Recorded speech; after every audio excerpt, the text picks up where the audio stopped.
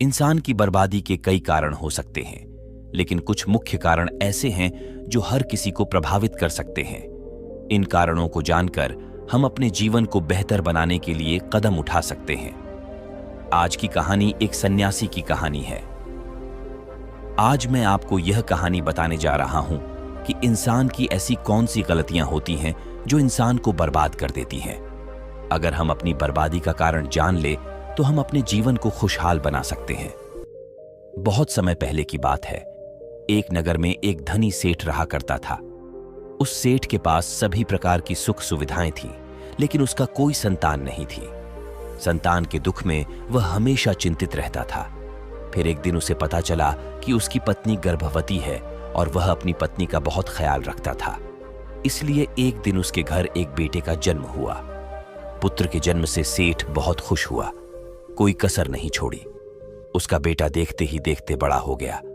तब सेठ ने अपने बेटे को गुरुकुल भेजने का फैसला किया ताकि वह पार एच लिखकर विद्वान बन सके। ज्ञान प्राप्त करने हेतु गुरुकुल भेज दिया था। गुरुकुल में वह बच्चा अच्छे से पढ़ाई करता था और अपने गुरु की सभी आज्ञाओं का पालन करता था। ऐसे में वह बच्चा धीरे धीरे वहां का सबसे होनहार छात्र बन गया। गुरुकुल में बालक ने सभी वेद पुराण और शास्त्रों का अध्ययन किया और एक महान विद्वान बन गया। लेकिन कहते हैं ना कि समय कब बदल जाएगा, ये कोई नहीं जानता। ऐसे ही एक दिन किसी प्राकृतिक आपदा के कारण उसके माता पिता की मृत्यु हो गई। और जब उसके माता पिता की मृत्यु हुई तो बच्चे की शिक्षा पूरी नहीं हुई थी। और जब बच्चे ने खबर सुनी कि उसके माता पिता अब इस दुनिया में नहीं है और उसका सब कुछ बर्बाद हो गया है, तो लड़का इस सांसारिक मोह में बह गया। इसके बाद लड़के ने कहा कि गुरुकुल से अपनी शिक्षा पूरी करने के बाद वह अपना पूरा जीवन लोगों की भलाई में बिताए। फिर जब बालक की शिक्षा पूरी हुई तो उसके बाद बालक साधु बन गया और वह सांसारिक चीजों से दूर हिमालय के जंगल में चला गया। अध्यापन को विश्राम देते हुए समय के साथ उनके सन्यासी की चर्चा चारों ओर होने लगी और दूर दूर से लोग उनके पास शिक्षा लेने के लिए आने लगे। और बहुत से लोग अपनी समस्याओं का समाधान पाने के लिए भी उनके पास आने लगे। वह समस्याओं का समाधान बड़ी आसानी से कर देता था, जिससे वह पूरे राज्य में प्रसिद्ध हो गया। परंतु जिस नगर में वह रहता था वहां का राजा क्रूर व्यक्ति था।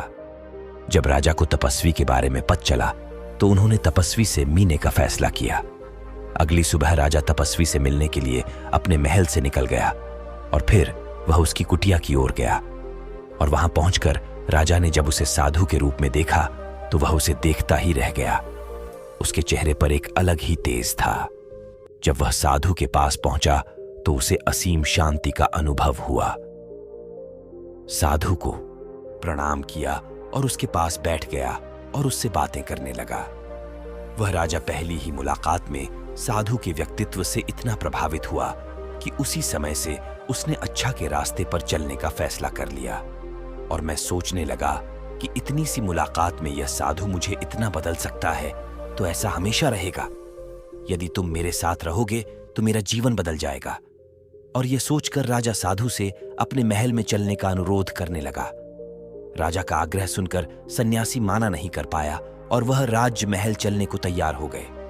तब राजा सन्यासी को महल की ओर ले गए। महल पहुंचकर राजा ने साधु की बहुत खातिरदारी की और उसके बाद राजा ने साधु को एक दाहिने कमरे में भोजन कराया।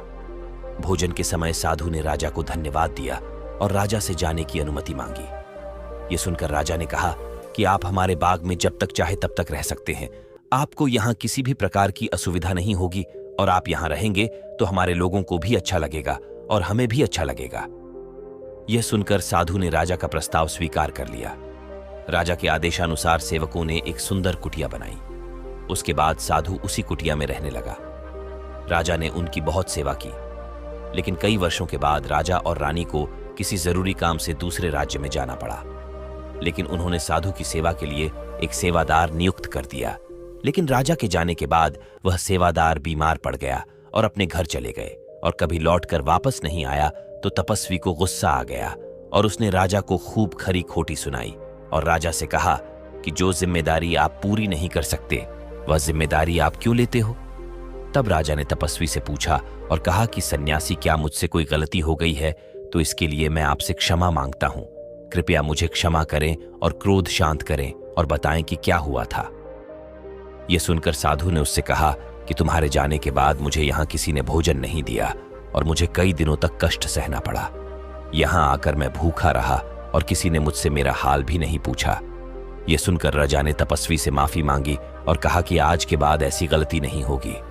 फिर कुछ देर बाद मामला शांत हुआ। जब राजा और तपस्वी के बीच बातचीत चल रही थी, रानी भी छुपकर सुन रही थी। यह सारी बातचीत उसके बाद राजा ने उसे तपस्वी से शिकायत का मौका नहीं दिया और उसकी खूब सेवा की।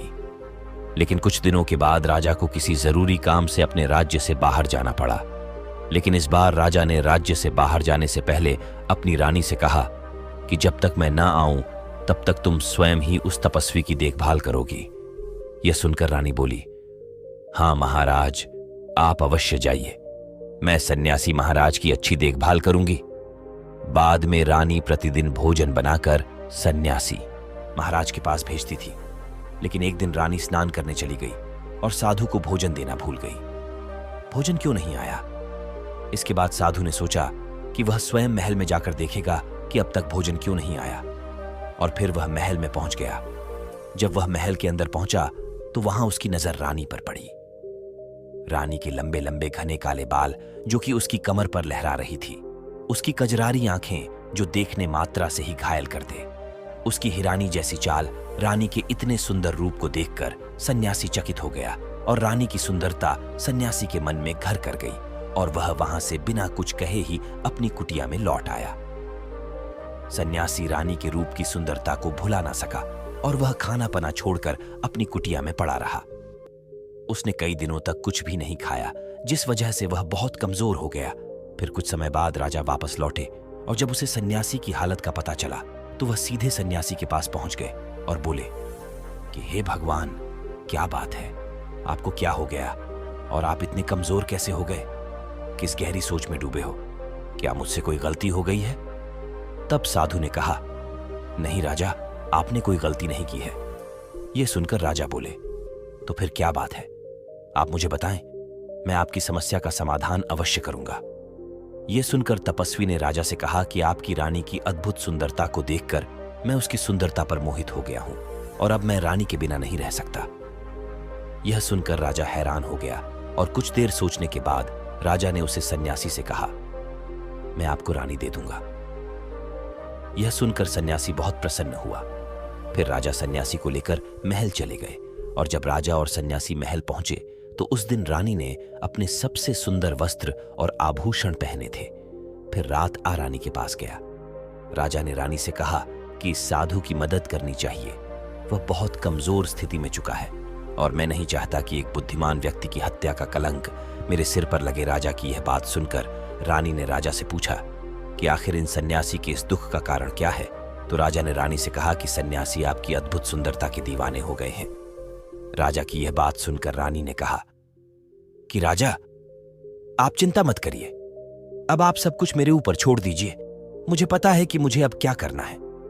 आपके ऊपर ना तो सन्यासी की हत्या का पाप लगेगा और ना ही उससे मेरे पवित्र धर्म का नाश होगा। रानी की यह बात सुनकर राजा ने रानी को सन्यासी को सौंप दिया। उसके बाद सन्यासी रानी को लेकर कुटिया पर पहुंचे।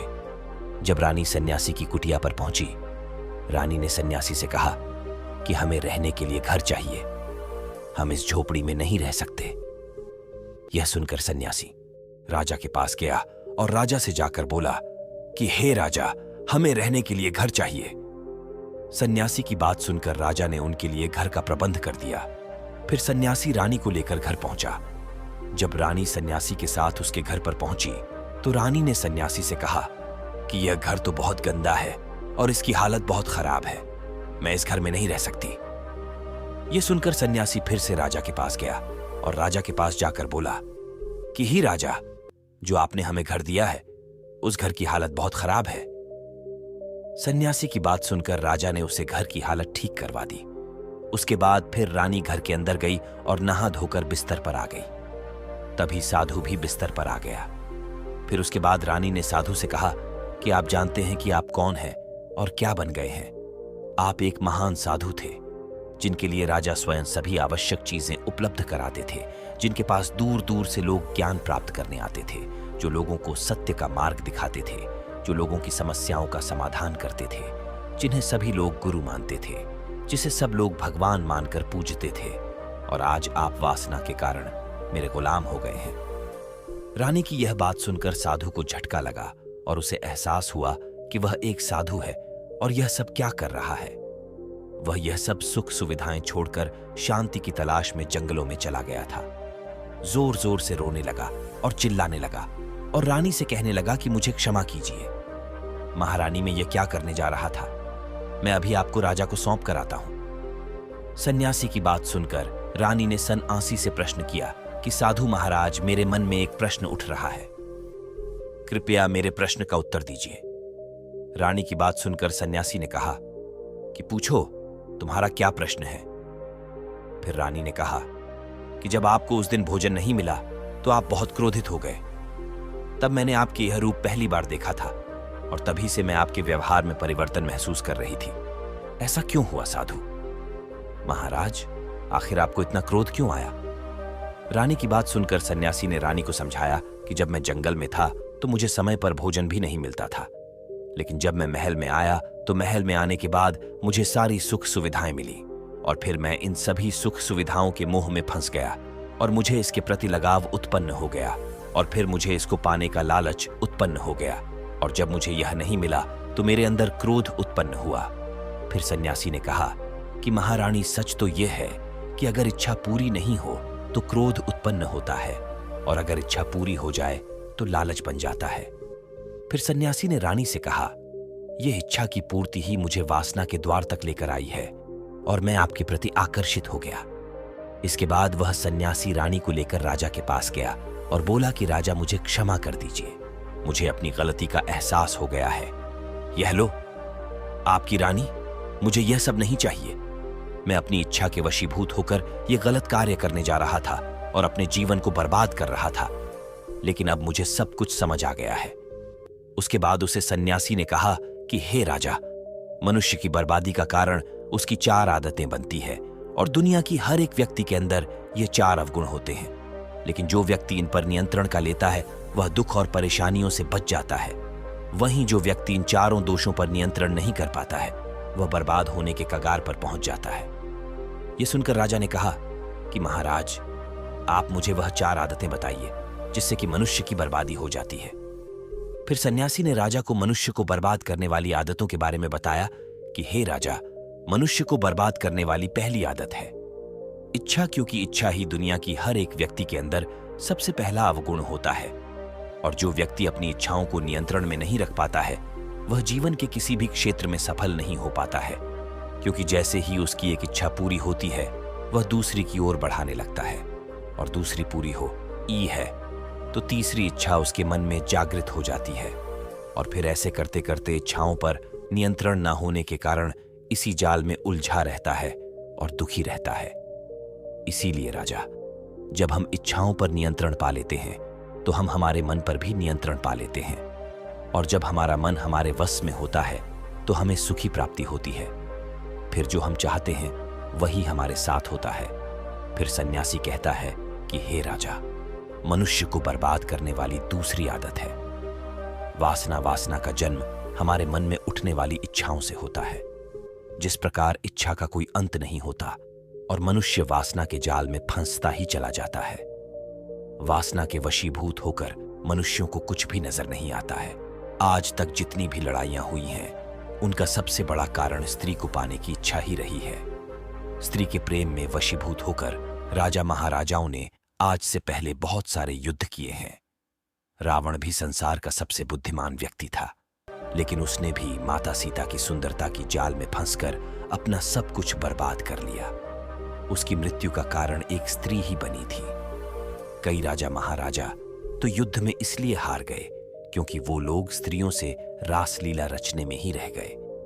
ईश्वर ने तो स्त्री की उत्पत्ति इस संसार को बढ़ाने के लिए की है, लेकिन आजकल लोगों ने इसे अपनी वासना का शिकार बना लिया है, अपने मनोरंजन का साधन समझने लगे हैं और जब उन्हें अपना यह मनोरंजन नहीं मिलता तो वह पागल हो जाते हैं और ना जाने क्या क्या कर बैठते हैं। इसीलिए हे राजा, जितना हो सके उतना वासना से दूर रहना चाहिए। फिर सन्यासी कहता है कि है राजा, मनुष्यों को बर्बाद करने वाली तीसरी आदत है क्रोध। क्योंकि जब मनुष्य की वासना की पूर्ति नहीं होती है तो उसके अंदर क्रोध उत्पन्न हो जाता है, और जब व्यक्ति को क्रोध आता है तो उस पर उसका नियंत्रण नहीं होता है, और फिर वो क्रोध में आकर कहीं गलत निर्णय ले लेता है। वह दूसरों को भला बुरा कह देता है, गलियां निकल देता है, और जब उनका क्रोध शांत होता है तो उन्हें अपनी गलती का एहसास हो जाता है। लेकिन तब तक तो सब कुछ बर्बाद हो चुका होता है। क्रोध के कारण मनुष्य के कई बने बनाए काम भी बिगड़ जाते हैं।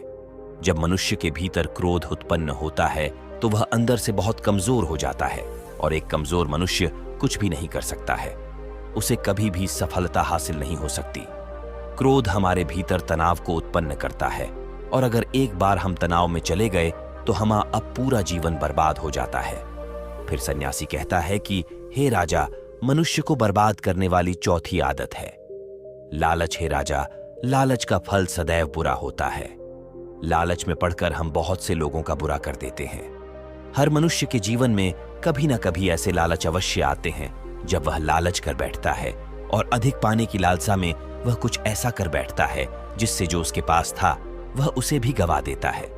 क्योंकि जैसे ही व्यक्ति की एक इच्छा पूरी होती है उसका लालच बढ़ जाता है, और उसके मन में और कई जन्म लेने लगती है। जो व्यक्ति लालच करता है वह कामयाबी से कोसों दूर रहता है, क्योंकि एक ना एक दिन लालच का दुश्मन सामने आता ही है।